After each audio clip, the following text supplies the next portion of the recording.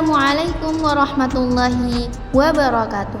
Selamat datang di pelajaran Pendidikan Agama Islam bersama saya, Ustazah Sofi.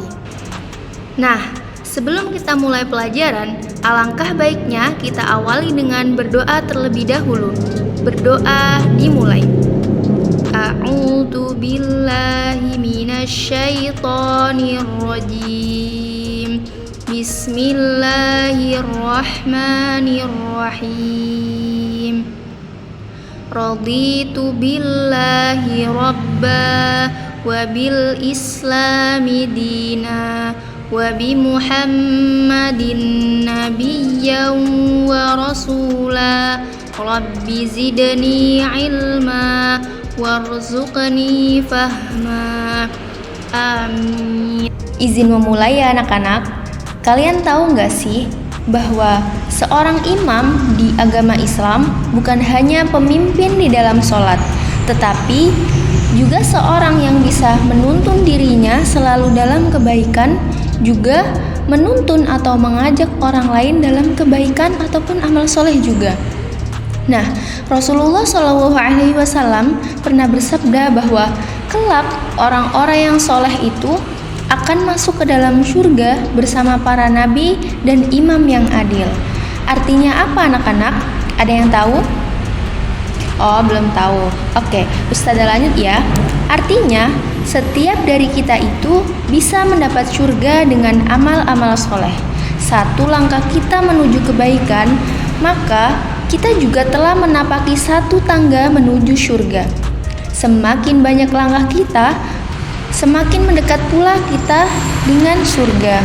Melalui pembelajaran ini, kalian diharapkan mampu menjelaskan makna surga, kemudian bisa membaca dan menghafal dalil tentang surga, bisa menguraikan apa saja ciri-ciri surga dan penghuninya, kemudian mampu bersikap sebagai ciri-ciri penghuni surga, dan kita dapat berdiskusi tentang pengalaman iman tentang nikmat-nikmat surga.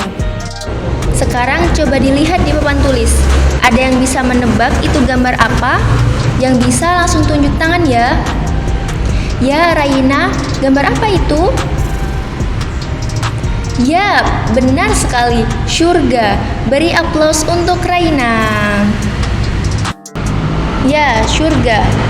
Surga secara bahasa berasal dari kata jannah yajunnu yang artinya tersembunyi. Nah, kata jannah itu sendiri artinya adalah taman. Di dalam tafsir At-Tanwir ada di halaman 172 dijelaskan bahwa surga adalah sebuah taman dinamai jannah. Karena apa? Karena di dalam taman tumbuh pohon-pohon yang rindang sehingga orang-orang yang ada di dalamnya tidak terlihat karena tersembunyi dari pohon-pohon yang rindang itu. Kemudian dalam akidah Islam karya Sayyid Sabiq ada di halaman 496, surga adalah suatu tempat kediaman yang disediakan Allah untuk hamba-hambanya yang bertakwa kepadanya. Hanya yang bertakwa, sebagai balasan atas keimanannya yang jujur serta amal yang sholih. Kita lanjut ke pembahasan selanjutnya, yaitu tentang sifat dan keadaan penghuni surga. Di dalam Quran surat Muhammad ayat 15 dijelaskan bahwa surga adalah taman yang indah. Di dalamnya ada sungai yang mengalir dari air susu, kemudian ada anggur, ada madu, dan buah-buahan yang lain. Kemudian dalam Quran surat Zukhruf ayat 71 dijelaskan juga bahwa piring dan gelas di dalam surga itu terbuat dari emas. Dalam Quran surat Az-Zumar ayat 20 juga dijelaskan bahwa di dalamnya itu terdapat gedung-gedung yang tinggi. Coba bayangkan, 3 surat yang Ustazah sebut tapi sudah penuh dengan keindahan, dan tentunya keindahan itu tidak akan sama dengan apa yang kita bayangkan di dunia ini. Dalam hadis riwayat Muslim juga dijelaskan bahwa sesungguhnya orang-orang yang ada di dalam surga itu mereka akan tetap muda dan tidak akan menua selamanya. Kemudian juga dijelaskan kalian akan diberi kenikmatan sehingga tidak pernah menderita selama-lamanya.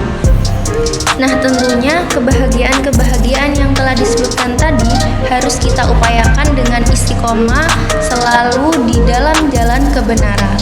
Jadi kita harus selalu membumikan syariat-syariat Islam. Jadikan Al-Quran dan Sunnah itu hidup dalam diri kita, kemudian kokoh dalam diri kita, juga bisa diaplikasikan pada sekitar kita. Materi selanjutnya adalah tentang nama-nama surga. Syekh Ibnu Qayyim Al-Jauziyah menjelaskan bahwa nama surga itu ada 8 macam. Yang pertama ada Jannah Al-Firdaus. Kemudian yang kedua ada Dar As-Salam. Yang ketiga Jannah An-Naim. Yang keempat Jannah Aden. Yang kelima Jannah Al-Khuld. Kemudian yang keenam Dar Al-Muqamah. Yang ketujuh Jannah Al-Ma'wa. Kemudian yang kedelapan Dar Al-Hayawan. Nanti 8 nama surga ini harus dihafalkan ya. Oke, materi selanjutnya adalah 4 golongan orang-orang yang dirindukan surga. Nah, berdasarkan sebuah hadis yang diriwayatkan oleh Ibnu Abbas radhiyallahu an, bahwasanya surga itu merindukan 4 golongan. Yang pertama adalah orang yang membaca Al-Quran. Yang kedua, orang yang menjaga lisan atau ucapan. Kemudian yang ketiga yaitu orang yang memberi makan orang yang lapar. Dan yang keempat adalah puasa di bulan Ramadan. Baiklah anak-anak, materi tentang surga untuk pertemuan kali ini Ustazah rasa sudah cukup. Seperti biasa, sebelum kita mengakhiri pertemuan kali ini, mari kita tutup dengan membaca hamdalah dan doa kafaratul majelis secara bersama-sama. Alhamdulillahirabbil alamin. Subhanakallahumma wa bihamdika asyhadu an la ilaha illa anta astaghfiruka wa atubu ilaik. Sekian dari Ustazah, sampai jumpa di pembelajaran selanjutnya. Wassalamualaikum warahmatullahi wabarakatuh.